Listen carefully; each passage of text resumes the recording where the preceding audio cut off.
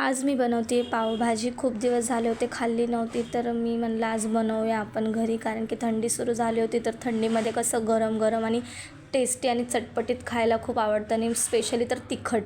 तर म्हणून मग घेतली होती पावभाजी बनवायला. सर्वात अगोदर तर सगळे व्हेजिटेबल्स आणले होते. घरात तर असं कोण व्हेजिटेबल्स खात नाही, पण असा पदार्थ जर काही बनवला तर सगळे खातात आवडीने. म्हणूनच आम्ही ठरवलं होतं की बनवूया म्हणून. तुम्हाला ज्या भाज्या आवडतात त्या तुम्ही ॲड करू शकतात. तर आम्ही फ्लावर घेतला होता, बटाटा, वाटाणा, गाजर, बीट ह्या आम्ही भाज्या घेतल्या होत्या. तर त्या सर्वांना कुकरमध्ये घेतल्या, व्यवस्थित शिजवून झाल्याच्या नंतरने त्याचं पाणी सेपरेट केलं होतं आणि शिजलेल्या भाज्या वेगळ्या घेतल्या होत्या करून, कारण की ते स्मॅश करायचं होतं. तर स्मॅश घेतलं करून. स्मॅश झाल्याच्या नंतरने कढई ठेवली. कढईमध्ये अमूल बटर टाकलं. त्यानंतरने अद्रक लसूणची पेस्ट आणि टमॅटो प्युरी बनवली होती ती ॲड केली.